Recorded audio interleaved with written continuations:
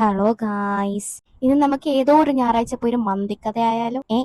ആയാലോ? അങ്ങനെ കുറെ കാലത്തിന് ശേഷം ഞാൻ പൂഴ്ത്തി വെച്ചിരുന്ന എന്റെ വീഡിയോസ് ഒക്കെ വെളിയിലെടുത്ത് എഡിറ്റ് ചെയ്യാനിരിക്കുകയാണ്. ബിക്കോസ് എനിക്ക് ഇന്ന് മൊത്തം എഡിറ്റ് ചെയ്ത് തീർത്തേ പറ്റത്തുള്ളൂ. എന്തുകൊണ്ടെന്ന് വെച്ചാൽ ഞാൻ നാട്ടിൽ പോവാണ്.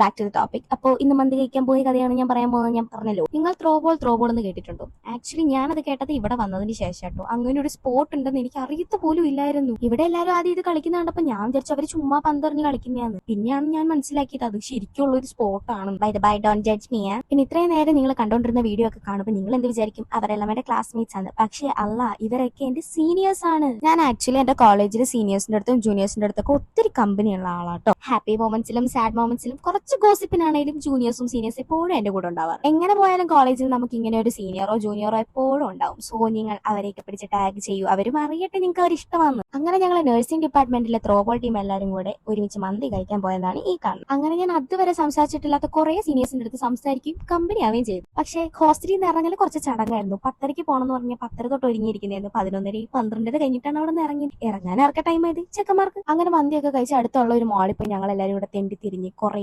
കഴിഞ്ഞിട്ടാണ് ഞങ്ങൾ ഹോസ്റ്റലിൽ കയറിയത്. അപ്പൊ അത്രയൊക്കെ നടന്നുള്ളൂ എന്ന്. സോറി അന്ന്. അപ്പൊ ശരി, എന്നാ പോയി ചാച്ചിക്കോ. Good night.